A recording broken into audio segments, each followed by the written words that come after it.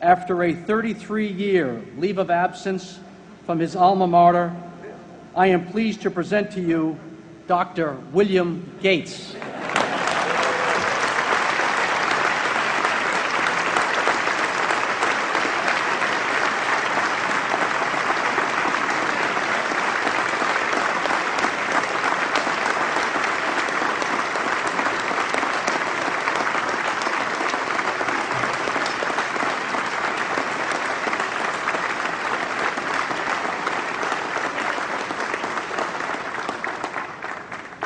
Thank you.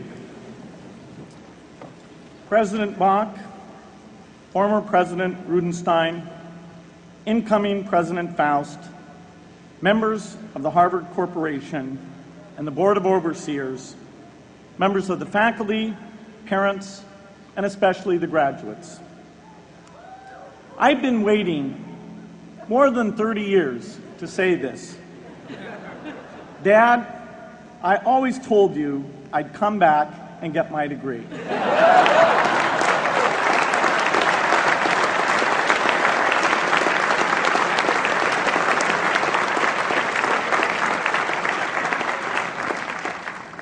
I want to thank Harvard for this honor.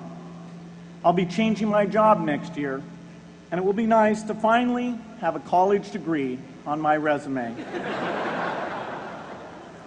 I applaud the graduates for taking a much more direct route to your degrees. For my part, I'm just happy that the Crimson called me Harvard's most successful dropout. I guess that makes me valedictorian of my own special class. I did the best of everyone who failed. But I also want to be recognized as the guy who got Steve Ballmer to drop out of business school.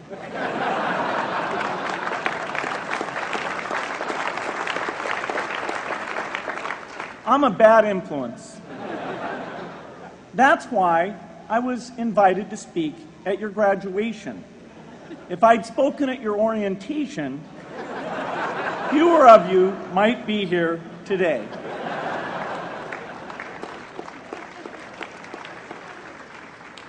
Harvard was a phenomenal experience for me. Academic life was fascinating.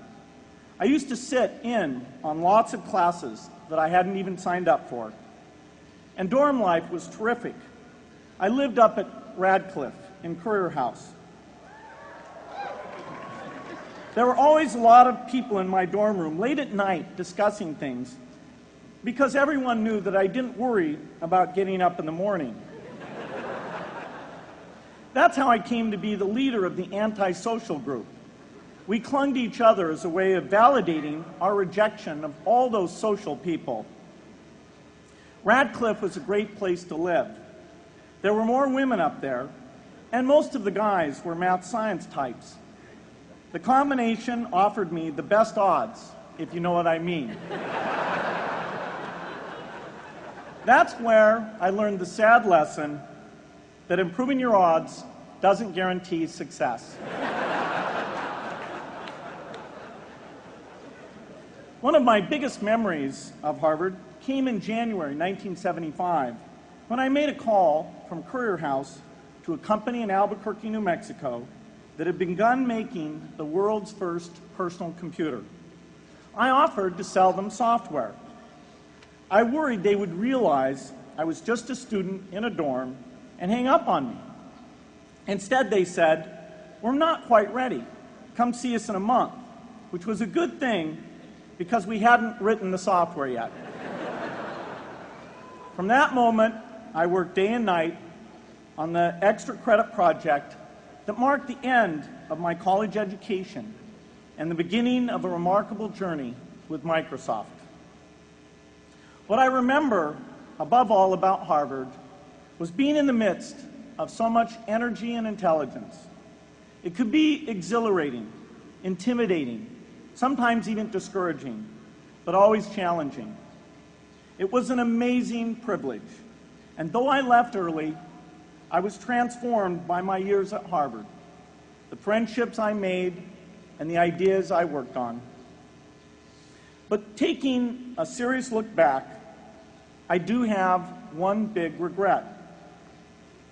I left Harvard with no real awareness of the awful inequities in the world, the appalling disparities of health and wealth and opportunity that condemn millions of people to lives of despair. I learned a lot here at Harvard about new ideas in economics and politics.